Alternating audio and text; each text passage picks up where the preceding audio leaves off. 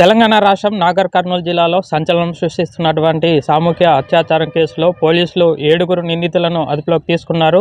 శనివారం రోజున మహబూబ్ నగర్ జిల్లాకు చెందినటువంటి ఒక యువతి తన బంధువులతో కలిసి మొక్కులు తీర్చుకోవడానికి నాగర్ కర్నూలు జిల్లా ఉరుకొండ మండలంలోని ఉరుకొండపేట ఆంజనేయ స్వామి ఆలయానికి వెళ్ళగా అక్కడ రాత్రి సమయంలో 7 నిందితులు ఆ మహిళ పట్ల అసభ్యంగా ప్రవర్తించి ఆ మహిళను సామూహిక అత్యాచారానికి పాల్పడినట్టు తెలుస్తూ ఉంది. ఈ నేపథ్యంలో మహిళ ఫిర్యాదు మేరకు పోలీసులు కేసు నమోదు చేసుకొని అదే ప్రాంతానికి చెందినటువంటి 7 నిందితులను అదుపులోకి తీసుకున్నారు. అయితే ఈ విషయం తెలుసుకున్నటువంటి నాగర్ కర్నూలు జిల్లా ఎస్పీ గైక్వాడ్ కూడా ఘటనా స్థలానికి చేరుకొని ఘటనకు సంబంధించిన వివరాలను సేకరించి నిందితులను కఠినంగా శిక్షిస్తామని తెలిపి చెప్తా ఉన్నారు. అయితే ఏదైతే శనివారం రోజున తన మొక్కులు తీర్చుకోవడానికి ఉరుకొండపేట మండలంలోని ఉరుకొండపేట ఆంజనేయ స్వామి ఆలయానికి వచ్చినటువంటి ఆ మహిళ ఆలయంలో పూజలు నిర్వహించుకున్న అనంతరం రాత్రి ఆ ఆలయం ప్రదేశంలోనే నిద్రించాలని చెప్పి భావించి ఆలయంలో ఉన్న సందర్భంలో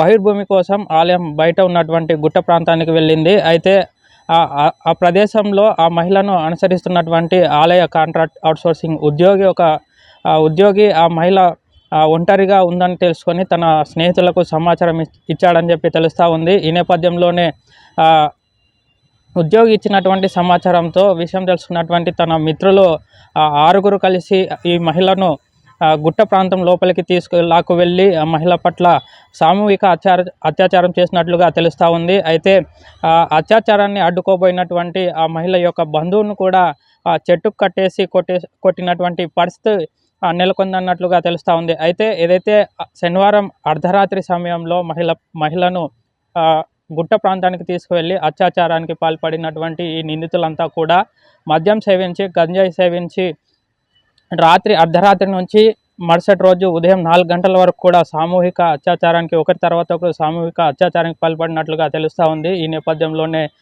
ఏదైతే మహిళ ఫిర్యాదు మేరకు పోలీసులు కేసు నమోదు చేసుకొని 7 నిందితులను అదుపులోకి తీసుకున్నారు. ఈ నేపథ్యంలో వీరికి సహకరించినటువంటి మరో ఇద్దరు నిందితులు పరారీలో ఉండగా ఆ 2 నిందితుల కోసం కూడా పోలీసులు గాలింపు చర్యలు చేపడతా ఉన్నారు. అయితే ఘటనకు పాల్పడినటువంటి నిందితులు ఆ మహిళను చిత్రహింసలు చేసి మహిళ మెడలో ఉన్నటువంటి బంగారు గొలుసులు కమ్మలు అన్నిటిని కూడా లాగేసుకున్నట్లు తెలుస్తూ ఉంది. అయితే 7 నిందితులను ఇప్పటికే అదుపులోకి తీసుకున్నటువంటి పోలీసులు ఆ 7 నిందితులను సోమవారం రోజున జిల్లా మేజిస్ట్రేట్ ముందు హాజరుపరిచి రిమాండ్కు తరలించారు. మిగిలిన 2 కోసం కూడా మూలంగా గాలింపు చర్యలు చేపడతా ఉన్నారు. అయితే ఈ ఘటన నాగర్ కర్నూలు జిల్లాలో సంచలనం సృష్టిస్తూ ఉంది. ఆలయాలకు వెళ్ళినటువంటి మహిళల పట్ల ఈ రకంగా అఘాయిత్యాలకు పాల్పడుతున్నటువంటి కామాంధులను కఠినంగా శిక్షించాలంటూ కూడా పలు ప్రజా సంఘాలు కూడా పెద్ద ఎత్తున ఆందోళన చేపడుతున్నాయి.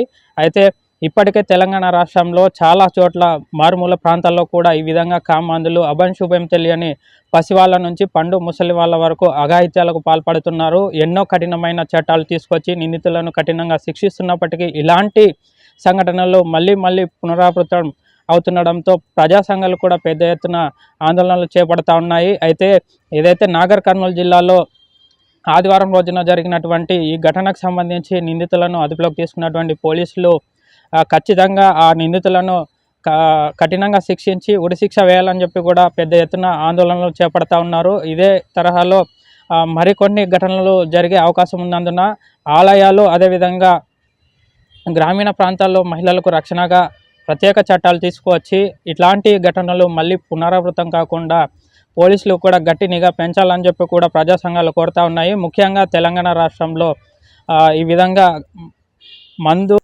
గంజాయి అలవాటుకు పాల్పడినటువంటి పాత నేరస్తులపై నిఘా ఉంచి వీళ్ళపై బైండ్ ఓవర్ కేసులు విధించి వాళ్ళని అదుపులోకి తీసుకొని కఠినంగా శిక్షించాలని చెప్పి కూడా ప్రజా సంఘాలు డిమాండ్ చేస్తూ ఉన్నాయి. మహిళల పట్ల అభద్రతా భావంతో ఉన్నటువంటి కొంతమంది నిందితులను అదుపులోకి తీసుకోవాలని పలు సంఘాలు డిమాండ్ చేస్తూ ఉన్నాయి. అదేవిధంగా ఆలయాల చుట్టూ ముఖ్యంగా ఆలయాలు ఏదైనా తెలంగాణ రాష్ట్రంలో జాతరలు జరిగే సమయంలో పోలీసులు గట్టి నిఘా ఉంచి ఇలాంటి సంఘటనలు జరగకుండా చూడాలి.